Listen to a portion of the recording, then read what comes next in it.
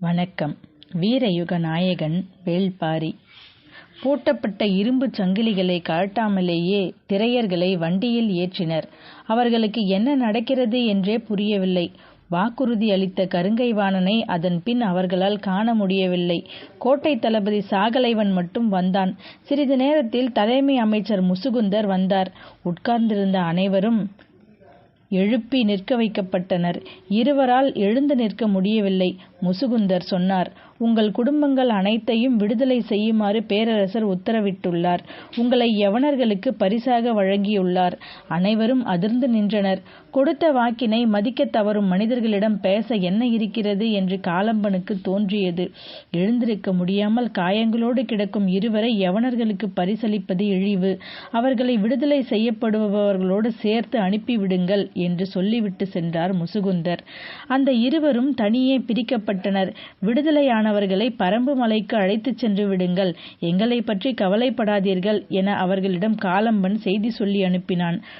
வண்டிகள் வைகை கரையோரமாகவே கீழ்க்கடல் நோக்கி பயணப்பட்டன. நீலனின் கண்கள் வைகையை பார்த்தபடி வந்தன. ஆற்றில் தழும்பி ஓடியது நீர். இரு கரைகளிலும் நாணர் புதர்கள் மண்டி கிடந்தது. வண்டி சக்கரங்கள் மண்ணில் புதைந்து உருண்டன. நெடும் பயணமாததால் திரையர்களை நெருக்கி அடைக்காமல் அதிகப்படியான வண்டிகளில் அழைத்துச் சென்றனர். காளைகள் உண்ணி இழுத்தன. கட்டப்பட்ட இரும்பு சங்கிலிகளை பார்த்தபடியே இருந்தான் காலம்பன். அடுத்து என்ன நடக்கப் போகிறது, தான் என்ன செய்ய வேண்டும் என்பதை பற்றிய எந்த திட்டமிடலும் அவன் மனதில் இல்லை. தங்களது குலம் விடுவிக்கப்பட்டு பரம்பு மலைக்கு செல்லப்போவது மனதுக்குள் அளவற்ற மகிழ்வை ஏற்படுத்தியது. குலத்தின் தலைவனாக எனது வேலை முடிந்தது. இனி அவர்களை பாரி பாதுகாப்பான் என்ற உணர்வு உடலெங்கும் பரவியது. பாரம் இறக்கப்பட்டவனாய் அயர்ந்து உட்கார்ந்திருந்தான் காலம்பன். நீலனும் பதற்றம் ஏதுமின்றியே இருந்தான். வாய்ப்பு கிடைக்கும் போதெல்லாம் வண்டியில் இருந்து வைகையை பார்த்தபடியே வந்தான். அது அவனுக்கு எவ்வளவோ சொன்னது. கரை புரளும் அதன் சிற்றலைகள் அவனை அழைத்து கொண்டே இருந்தன. சட்டென ஒரு கணம் மொத்த வைகையும் நீண்டு நகரும் செம்மூதாயாய் காட்சியளித்தது. பொங்கி நகரும் குருதி கண்டு திடுக்கிட்டு அமர்ந்தான். அவர்களின் பயணம் அறுபட்ட காட்சிகளுடனும் குருதி படிந்த கனவுகளுடனும் தொடர்ந்து கொண்டிருந்தது. எல்லோரின் அமைதிக்குள்ளிருந்தும் பீரிட்டு தெறிக்க காத்திருந்தது சினம். வைகை கடலில் கலக்கும் இடத்தில் இருப்பது வைப்பூர் துறைமுகம். வைகை கடல் புகும் ஊர் ஆதலால் இப்பெயர் உருவாயிற்று. அதன் அருகில்தான் அருகன்குடி என்ற சிற்றூரும் இருக்கிறது. பாண்டிய நாட்டின் முதற் பெரும் துறைமுகமாக வைப்பூர் துறைமுகம் இருந்தது. காரணம் அதன் அமைவிடம். வைகை கடலில் முட்டும் அதன் நெற்றிப்பகுதி வில் போல வளைந்தது. வளைந்த அந்த கரை சற்றே கடினமான மண்ணடுக்குகளை கொண்டது. வந்து சேரும் கப்பல் கடலிலிருந்து வைகைக்குள் நுழைந்து ஆற்றின் உள்ளடுக்கினில் இருக்கும் வைப்பூர் துறைமுகத்தை அடையும். கடல் அலைகள் வளைவுகள் கடந்து உள்ளேறி வராது. பெருங்காற்றும் கடற்கொந்தளிப்பும் கூட வைப்பூர் துறைமுகத்தை சேதப்படுத்தியதில்லை. அதன் பாதுகாப்பிற்கு வேறு எந்த துறைமுகத்தையும் இணை சொல்ல முடியாது. வைப்பூர் துறைமுகம் பொருள்களை ஏற்றி இறக்கவும் கப்பல்கள் வந்து தங்கி செல்லவும் இயற்கையே அரணாக அமர்ந்திருந்ததால் யவனர்கள் எங்கும் இல்லாத அளவு பெரும் கோட்டையை இங்கு கட்டியுள்ளனர். தங்களுடைய பொருட்களை கொண்டு வந்து இறக்கவும் ஏற்றவும் பொருத்தமான ஏற்பாட்டினை நீண்ட காலத்துக்கு முன்பே செய்துவிட்டனர். பாண்டிய அரசும் வணிக பொருளினை பாதுகாக்கவும் வரி வாங்கவும் வசதியாக கோட்டை எழுப்பியுள்ளது. வைப்பூர் துறைமுகத்தில் இரு பெரும் கோட்டைகள் நின்று கொண்டிருக்கின்றன. இத்திருமணத்துக்காக யவன பெருவணிகன் வெஸ்பானியன் தலைமையில் பலரும் அணிதிரண்டு வந்தனர். அரச பிரதிநிதிகள், வணிகர்கள், துறைமுக பொறுப்பாளர்கள், எண்ணற்றோர்களின் கூட்டம் அது. குறிப்பாக கடல் பயணத்தின் சாகச தளபதி ஹிப்பாலஸ் இத்திருமணத்திற்கு வந்ததுதான் வணிகர்கள் மத்தியில் பெரும் பேச்சாக இருந்தது. திருமணம் முடிந்து மதுரை விட்டு புறப்பட்டவர்கள் வைகை கரையின் வழியே பயணப்பட்டு வைப்பூர் துறைமுக கோட்டையை அடைந்தனர். அங்கு அவர்களுக்கு பெருவிருந்தும் வழியனுப்பும் நிகழ்வும் ஏற்பாடாயிருந்தன. பேரரசின் சார்பில் இவ்வழியனுப்பும் நிகழ்வுக்கு தலைமை அமைச்சர் முசுகுந்தர் வருகை தரவிருந்தார். அவர் வருவதற்கு முன் 2ஆம் நிலை தளபதிகள் வந்து சேர்ந்தனர். இத்திருமண விழாவின் பெருமகிழ்வுக்கு காரணமாயிருந்தது வெங்கல் நாடு. அதை பாராட்டி மரியாதை செய்யும் பொருட்டு இளமாறனை 2ஆம் நிலை தளபதிகளில் ஒருவனாக பேரரசர் நியமித்தார். மயூர் கிழார் அளவற்ற மகிழ்வில் திளைத்தார். அவருக்கு ஒரே மகனான இளமாறனின் மீதுதான் அவரின் கனவு முழுவதும் கட்டமைக்கப்பட்டிருந்தது. அவனை பெரும் நிலம் ஆளும் மாவீரனாக மாற்றுவதே அவரது எண்ணம். பேரரசரின் பார்வை அவன் செயல் மீது விழ வேண்டும் என்பதற்காக நீண்ட நாள் காத்திருந்தார். கூடுதல் கொற்றர்களை அனுப்பச் சொல்லி அரண்மனையிலிருந்து வந்த செய்தியை சரியான வாய்ப்பாக பயன்படுத்தினார்கள். செய்தியை கொண்டு வந்த செவியனுடனேயே கொற்றர்களை அனுப்பி வைத்திருக்கலாம். ஆனால் அதனை பயன்படுத்தி திருமணத்துக்கு வெகு நாட்களுக்கு முன்பே இளமாறனை அரண்மனைக்குள் அனுப்பினார். வேறு எந்த ஒரு சிற்றரசனுக்கும் கிடைக்காத அரிய வாய்ப்பது. இக்காலத்தில் பேரரசரோ இளவரசரோ யாரேனும் ஒருவரால் இளமாறனின் திறமை கவனிக்கப்படும் சூழல் உருவாகும் என நம்பினார். ஆனால் அவர் எதிர்பார்த்ததை விட பெரும் நன்மை விளைந்துள்ளது. அரசவையில் இன்று இளமாறனை தெரியாதவர்கள் யாருமில்லை. இப்பெரும் பேரரசின் நிர்வாகத்துக்குள் அறியப்படும் மனிதனாக மாறுவது எளிய செயலன்று. பேரரசரால் ஒருமுறை புகழப்பட்டால் போதும், அது அரண்மனைக்குள் என்றென்றும் நிலைத்த கதையாகிவிடும். எந்த ஒரு இடங்களிலும் அதிகாரம் செலுத்துவது அரசரின் குரல் அன்று, அரசரின் குரலாக கருதப்படுகிற குரல். அதை கட்டுப்படுத்த யாராலும் முடியாது. அரசுகள் சட்டதிட்டங்களையும் சின்னங்களையும் அடையாள முத்திரைகளையும் உருவாக்குவதற்கு காரணம் இதுதான், அரசின் குரல் என்று அதிகாரப்பூர்வமாக வரையறுப்பதற்குத்தான். ஆனால் அறிவிப்புகளின் வழியே மட்டும் எந்த ஒரு அரசும் இயங்குவதில்லை. அது நாள்தோறும் இயங்குவது. இன்று பேரரசர் சினத்தோடு இருக்கிறார், மகிழ்வாக இருக்கிறார்.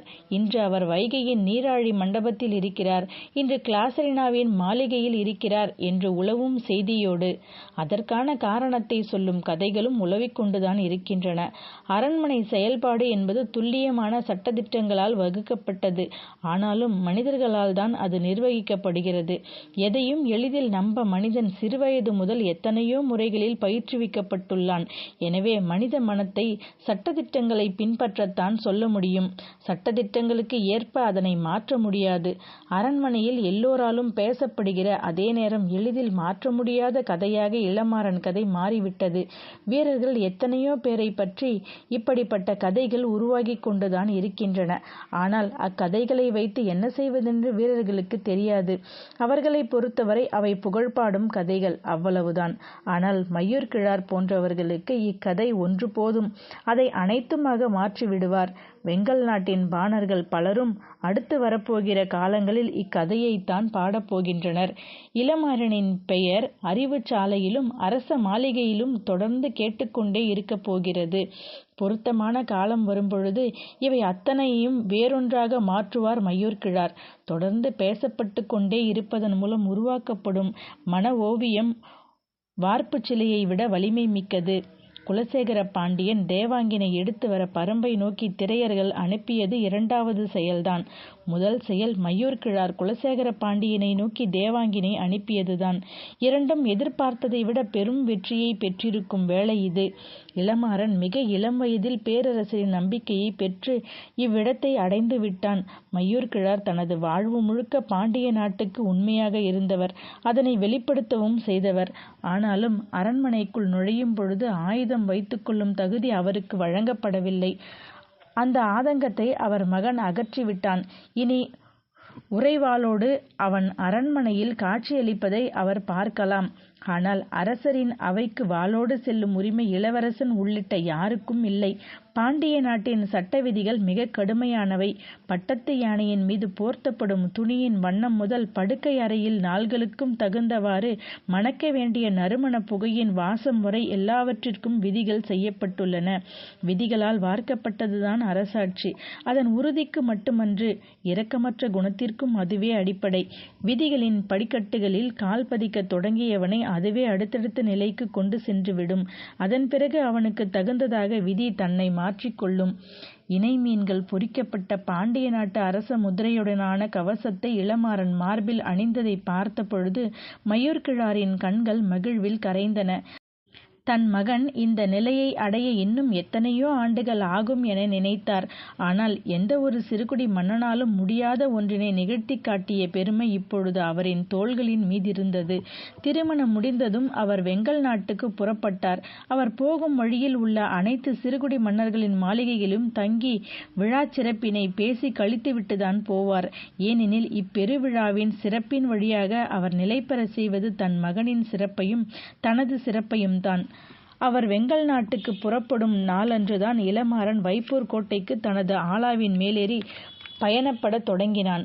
உடன் வந்த வீரர்களின் குதிரைகளால் ஆலாவின் வேகத்துக்கு சிறிதும் ஈடுகொடுக்க முடியவில்லை. அவர்களின் புகழ் மாலைகள் முழுவதையும் ஆலாவே சூடிக்கொண்டது. வைப்பூர் கோட்டையை இளமாறன் அடைந்த பொழுது திரையர்கள் அங்கு வந்து சேர்ந்து 1 வாரம் ஆகியிருந்தது. முன்பு போல் இல்லாமல் திரையர்களுக்கு நல்ல உணவு கொடுக்கப்பட்டது. யவனர்களுக்கு பரிசாக கொடுக்கப்படும் பொழுது அவர்களின் காயங்கள் ஆறி தெளிச்சியாக இருக்க வேண்டும் என்பதால் கோட்டையின் இடது மூலையில் இருந்த அறையில் தனித்தனி சங்கிலிகளால் அவர்கள் கட்டப்பட்டிருந்தனர்.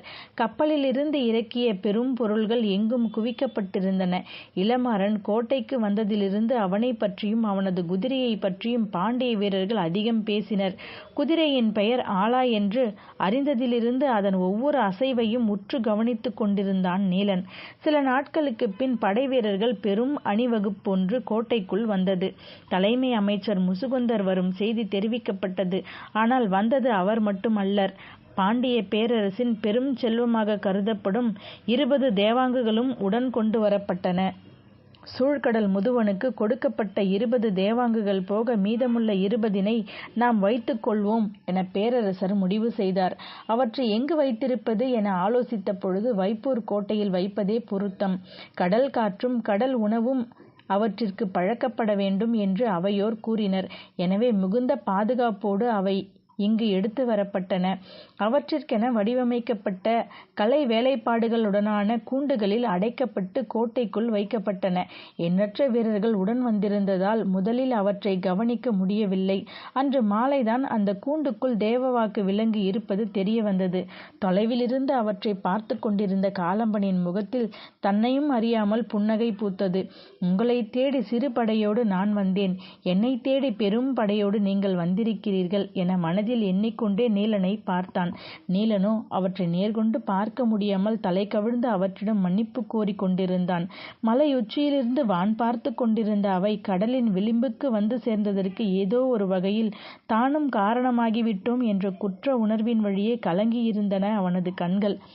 இரவு யவனர்களின் கோட்டையில் பெரும் விருந்து நடக்க உள்ளது. அதில் பங்கெடுத்து மணவிழாவுக்காக வந்திருந்தவர்களுக்கு நன்றி சொல்லி வழியனுப்பத்தான் முசுகுந்தர் வந்திருக்கிறார். நாளை காலை பொழுதில் யவன கப்பல்கள் புறப்பட உள்ளன. எனவே இன்றிரவே திரையர்களை அவர்களிடம் அளிக்க ஏற்பாடாகி கொண்டிருந்தது. யவனர்களை நேரில் சந்தித்து தனது நன்றியை தெரிவிக்க சூழ்கடல் முதுவனும் வந்து சேர்ந்துள்ளார். எல்லோரும் இரவு சந்திக்க உள்ளனர். அதற்கு முன் சூழ்கடல் முதுவன் செய்ய வேண்டிய வேலைகள் நிறையவே இருந்தன. தனக்கு வழங்கப்பட்ட 20 தேவாங்குகளை 10 கூண்டுகளில் கொண்டு செல்ல ஏற்பாடுகள் செய்யப்பட்டன. கடற்பயணத்துக்கு ஏற்ப அக்கூண்டுகள் வடிவமைக்கப்பட்டிருந்தன. மிக முக்கியமாக எந்தெந்த கப்பல்களில் இவற்றை அனுப்பி வைப்பது என்பதை முடிவு செய்வதில்தான் சூழ்கடல் முதுவனுக்கு பெரும் நெருக்கடி இருந்தது. அவர் வணிக உலகின் நியதியை அறிந்தவர். எந்த கணத்திலும் அது என்னவாக மாறும் என்பதை தெளிவாக உணர்ந்தவர். அதுவும் திசை காட்டும் ஒரு விலங்கு என்பது கடற்பயணத்துக்கு அச்சாணி போன்றது. இதனை அறிந்து பயன்படுத்தி பழகிய பின் உறுதியாக தன்னிடம் கொண்டு வந்து சேர்க்க வேண்டும். எனவே தன்னிடம் அளவற்ற நம்பிக்கையோடு இருப்பவர்களிடம் மட்டுமே கொடுக்க வேண்டும். அதே நேரத்தில் எல்லா திசைகளிலும் செல்லும் கப்பல்களில் இவ்விலங்குகள் சென்றாக வேண்டும். சிறிய கலங்கள், பெரிய கலங்கள், நாவாய்கள், சீறிப்பாயும் தன்மை கொண்ட வங்கம் என பல வகைப்பட்ட கப்பல்களில் அவற்றை அனுப்ப வேண்டும். அப்பொழுதுதான் இதனை முழுமையாக நம்மால் கணிக்க முடியும். மிக தொலைவில் உள்ள தீவுகளுக்கு பெரும் கலங்களே போகின்றன. ஆனால் பெருங்கலங்களை உடைய வணிகர்கள் ஏதோ ஒரு வகையில் தன்னுடைய போட்டியாளராக வரும் வாய்ப்பினை கொண்டவர்களாக உள்ளனர். எந்த நாட்டின் மன்னன் எந்த வணிகனை எப்பொழுது ஆதரிப்பான் என்பதனை கணிக்க இயலாது. அரசியல் நிலை எப்பொழுதும் கடலை விட கொந்தளிப்பு மிக்கது, வணிகத்தை விட சூழ்ச்சி நிறைந்தது. எனவே எல்லாவற்றையும் கணக்கில் எடுத்துக்கொண்டு சூழ்கடல் முதுவன் திட்டமிட்டான். இரளி தீவுக்கும் தெங்கின் தீவுக்கும் செல்லவிருந்த பெரிய கலங்களில் தேவாங்கின் கூண்டினை ஏற்றினான். குசையின் தீவுக்கு பயணம் செல்ல இது பொருத்தமான காலம் அல்ல. அக்கடலில் அவ்வப்போது வீசிச் செல்லும் காற்று கலங்களை எளிதில் திசை மாற்றம் செய்துவிடும். அதன்பின் கலங்களால் நிலை திரும்ப முடியாது. ஆனால் இப்பொழுது தேவாங்கு இருப்பதால் அக்கவலை இல்லை. காற்றால் திசை மாறினாலும் மீண்டும் திசை அறிந்து கொள்வது எளிது. எனவே நம்பிக்கையோடு பயணம் செல்லலாம் என்று சொல்லி தன் தம்பியை அதற்கு பொறுப்பாக்கினான். இருப்பதிலேயே பெரிய வங்கத்தை எடுத்துக்கொண்டு போ என்று அனுமதி கொடுத்தான். வணிகம் எவ்வளவு சூழ்ச்சி நிறைந்தது என்பதை குலசேகர பாண்டியன் சூழ்கடல் முதுவனை வைத்து சோதிப்பதும் சூழ்கடல் முதுவன் தன் தம்பியை வைத்து சோதிப்பதுமாக நடந்தேறியது. தான் பயணப்பட உள்ள நாவலந்தீவுக்கு திசையறிய எவ்வித உதவியும் தேவையில்லை. எல்லா காலத்திலும் கலங்கள் சென்று திரும்பும் எளிய வழி பயணம் அது. ஆனால் அப்பயணத்துக்கு 4 தேவாங்கினை எடுத்து வைத்து கொண்டான் சூழ்கடல் முதுவன். யவனர்களுக்காக இன்றிரவு நடைபெற உள்ள விருந்தில் வணிகர்கள் பலரும் கலந்து கொள்ள உள்ளனர். இந்நிகழ்வு முடிந்த பின் நாளை காலையிலிருந்து கலங்கள் எல்லாம் வைப்பூர் துறைமுகத்திலிருந்து புறப்பட்டு வெளியேற உள்ளன. சூழ்கடல் முதுவன் விருந்தில் கவனம் கொண்டிருந்த அதே நேரத்தில் இன்னொன்றிலும் மிக கவனமாக இருந்தான். தேவாங்கினை எடுத்து செல்ல தேர்வு செய்யப்பட்ட கப்பல்கள் இன்று நள்ளிரவிலேயே புறப்படுவதற்கான ஏற்பாட்டினையும் செய்திருந்தான். பேரரசர் விதித்த கட்டளைகள் மிக முக்கியமானவையாக இருந்தன. முதற்கட்ட பயணம் முடியும் வரை இவை பிற வணிகர்களுக்கு தெரியாமல் இருப்பது பேரரசரின் கட்டளை. இரவு நெருங்கியது. வைப்பூர் துறைமுகம் கணக்கில்லாத கலங்களால் நிரம்பி வழிந்து கொண்டிருந்தது. யவனர்களின் நாவாய்கள் நாளை புறப்படுவதற்காக ஏற்பாடிக் கொண்டிருந்தது. பெரும் வடிவத்தில் அசைந்தாடும் யவன நாவாய்களை பார்ப்பதே பேரழகு. துறையின் கரையில் பாதி தொலைவுக்கு மேல் யவன நாவாய்களே நின்றிருந்தன. அவற்றின் அகலமும் உயரமும் கரையிலிருந்து பார்ப்பவரை திகைக்கச் செய்யக்கூடியது. நெடுந்தொலைவு செல்ல வேண்டிய பயணமாதலால் 2-3 பாய்மரங்களை கொண்டதாக இருக்கும். கப்பலின் வலப்புறம் துறைமுக பகுதி, அதாவது துறைமுக மேடையை ஒட்டி நிறுத்த வேண்டிய பகுதி. இடப்புறம் மீகான் மேலேறி நின்று பார்க்கக்கூடிய கூம்பு வடிவ மேடை அமைக்கப்பட்டுள்ள பகுதி. பெரும் கப்பல்களில் இம்மேடையின் உயரம் பாய்மரத்தின் உயரத்தில் 1/3 பங்கு இருக்கும்.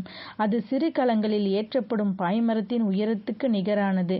கலங்களில் முன்புறம் இருக்கும் சுக்கானின் மேடையும் அதே போன்ற தன்மையுடையதுதான். பாய்மரத்தின் மேலிருந்து எங்கும் இழுபட்டு விடைத்திருக்கும் கயிறுகள் ஒரு கோணத்தில் மீட்டத் தயாராக இருக்கும் யாழ் நரம்புகள் போன்றே காட்சியளிக்கும். கடலும் காற்றும் மீட்டியபடி மிதக்கும் ஒரு பயணம் தொடங்க ஏற்பாடாகிக் கொண்டிருந்தது. யவன கப்பல்களை தொடர்ந்து சாத்துக்களின் கலங்கள், அதாவது தமிழ் பேசும் வணிகர்களின் எண்ணற்ற கலங்கள் நின்று கொண்டிருந்தன. அவை ஒவ்வொன்றும் ஒவ்வொரு தன்மையுடையவை. கலங்களின் முகப்பில் பொறிக்கப்பட்ட வடிவத்தை வைத்து அவற்றிற்கான பெயர்கள் அமைந்திருந்தன. யானை, சிங்கம், குதிரை போன்ற எண்ணற்ற வடிவங்களை தாங்கியதாக அவற்றின் முகப்புகள் இருந்தன. வனப்பேறிய இவ்விலங்குகள் எல்லாம் சீரும் கடலலைக்குள் தலைநுழைத்து மேலெழ காத்திருந்தன. வைப்பூர் துறைமுகத்தில் இவ்வளவு கலங்கள் வந்து நிற்பது இதுவரை யாரும் காணாத காட்சி. அதுவும் அவையெல்லாம் அடுத்த ஓரிரு நாள்களில் புறப்பட ஆயத்தமாகிக் கொண்டிருந்தன. கலங்கள் புறப்படப் போவதாக இருந்ததால் அதற்கு முன் செய்ய வேண்டிய வேலைகள் எண்ணற்றன. அருகில் இருக்கும் அருகன்குடி மக்கள்தாம் இப்பணிகளை முழுமையும் செய்பவர்கள். ஆனால் ஒரே நேரத்தில் இவ்வளவு கலங்களை அவர்கள் யாரும் பார்த்ததில்லை. பார்க்கவே கண்கொள்ளா காட்சியாக அது இருந்தது. கலங்களை சரி செய்யும் திறமை வாய்ந்த தச்சர்களின் பணிகள் முடிந்த பின் பொருள்களை ஏற்றும் பணி தொடங்கியது. கலங்களின் தன்மைக்கு ஏற்ப ஓரிரு நாட்களோ வாரமோ கூட பொருட்கள் ஏற்றப்படும். கரையெங்கும் மனித கூட்டமும் வண்டி இழுக்கும் விலங்குகளும் நெரிசல்களில் சிக்கி திணறின. கரையை விட நெரிசல் அதிகமான பகுதியாக நீர்ப்பகுதி இருந்தது. கலங்களை சுற்றி சிறு சிறு தோணிகளும் ஓடங்களும் திரளி மர படகுகளும் மொய்த்து கிடந்தன. பட்டத்து யானைக்கு நடக்கும் ஒப்பனையை போன்றதுதான் பயணப்படும் முன் கலங்களை ஆயத்தம் செய்வது. பணி செய்ய அருகன்குடியில் இருக்கும் மக்கள் போதாததால் பக்கத்தில் உள்ள பல ஊர்களிலிருந்து வந்து பணியாளர்கள் வேலை பார்த்தனர். இனிப்பு சாப்பிடும் குழந்தையின் வாய் முழுவதும் ஈக்கள் மொய்ப்பதைப் போல வைகையின் வாய் முழுவதும் கலங்கள் மொய்த்து கிடந்தன. இதை பார்க்கவே கூட்டம் நிரம்பியிருந்தது. எங்கும் தின்பண்டங்கள் விற்பதும் உற்சாக கொண்டாட்டமுமாக இருந்தது. அலையோசையும் பறவைகளின் ஓசையும் கூவி விற்கும் மக்களின் ஓசையும் ஒன்றினை ஒன்று விஞ்சிக் கொண்டிருந்தன. வீசும் காற்றின் உப்பஞ்சாரல் மேனி தழுவியபடி விடாது வீசியது. யவன தேரல்கள் எளிய மனிதர்களுக்கும் கிடைக்கும் வாய்ப்பு துறைமுகத்தில்தான் ஏற்படும். புறப்பட போகும் பொழுது தமக்கு சிறப்பாக பணிவிடை செய்தவர்களுக்கு தேரல் குடுவைகள் அள்ளி வழங்கும் யவன வணிகர்கள் உள்ளனர். 2 மாதம் நீண்ட மதுரையின் மணநாள் கொண்டாட்டம் தனது கடைசி விழாவை வைப்பூரில் வைத்து நிகழ்த்தி கொண்டிருந்தது. திருமண விழாவில் பங்கெடுத்த வணிகர்கள் பலருக்கும் நன்மைகள் பல கிட்டின. புதிய அறிமுகங்களும் தொடர்புகளும் அவர்களின் கலங்களை அதிக தொலைவிற்கு பயணப்பட அழைத்திருந்தன. எல்லா கலங்களும் ஏரா எனும் அடிமரத்தின் மீதே விலா வெலும்புகள் போல இருபுறமும் மேல் நோக்கி கட்டப்படும். அக்கட்டுமானத்தை வாங்குகால் என அழைப்பார்கள். வணிகம் தன்னை இணையில்லா வேகத்துடன் பெருக்கிக் கொள்ளும் குணத்தையே அடிமரமாக கொண்டது. அவ்வடிமரத்தின் மீது வைத்து கட்டப்படும் எண்ணிலடங்காத வாங்குகள்தான் மீதமுள்ள எல்லா நடவடிக்கைகளும்.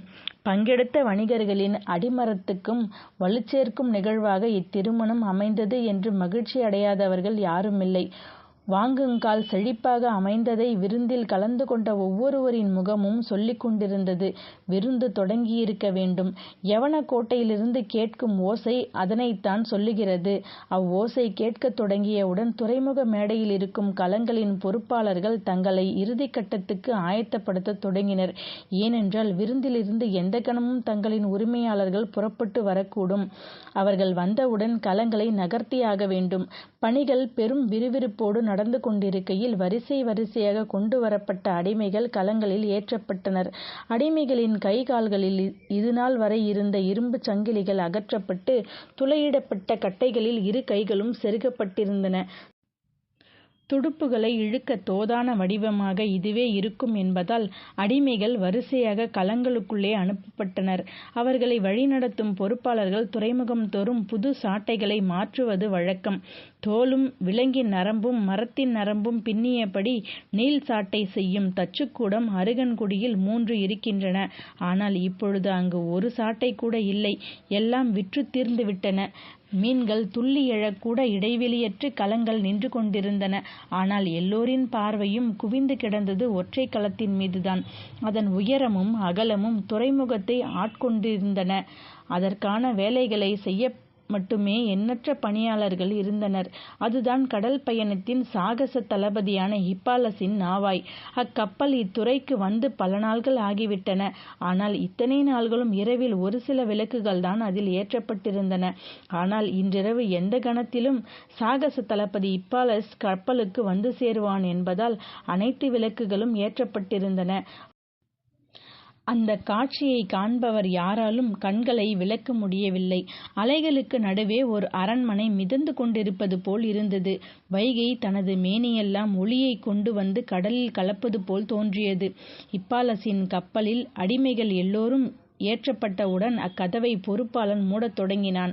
அது அடிமைகளை ஏற்றுவதற்கான கதவு. இனி அடுத்த துறைமுகத்தில்தான் அதை திறப்பார்கள். கதவை பொறுப்பாளன் மூடிய பொழுது ஒருவன் வேகமாக ஓடி வந்து சொன்னான், இப்புதிய அடிமைகளையும் உள்ளே அனுப்புங்கள். அவன் திரும்பி பார்த்தான். கருங்கொள்ளையர்களுக்கு இணையான உடல்வாகு கொண்டவர்களாக அவர்கள் இருந்தனர். வந்தவன் சொன்னான், பாண்டிய நாட்டின் பரிசு பொருளாக நம் தளபதிக்கு இவ்வடிமைகளை தந்துள்ளனர். அவன் மேலும் கீழும் பார்த்தான். கைகளில் இருந்த இரும்புச் சங்கிலி கழற்றப்பட்டு துளையிடப்பட்ட மரக்கட்டைகள் செருகப்பட்டிருந்தன. போதுமான அடிமைகளை உள்ளே அனுப்பி முடித்துவிட்டேன். சரி, இவர்களை மேல்தளத்துக்கு கொண்டு போ என்றான். வந்தவன் அவர்களை மேல்தளத்துக்கு அழைத்துச் சென்றான். புதிதாக வந்துள்ள அடிமைகளை சோதனை செய்ய எத்தனையோ வழிமுறைகள் உண்டு. கப்பலில் பயணிக்கும் போது பேரலைகளுக்கு நடுவே அவர்களை மேலிருந்து தூக்கி எறிவது அதில் ஒரு வகை.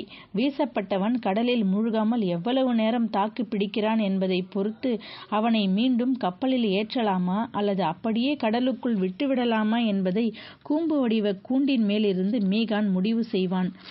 திரையர் கூட்டம் நாவாயின் மேல்தளத்துக்கு கொண்டு செல்லப்பட்டு மீகானின் மேடை அருகே நிறுத்தப்பட்டனர்.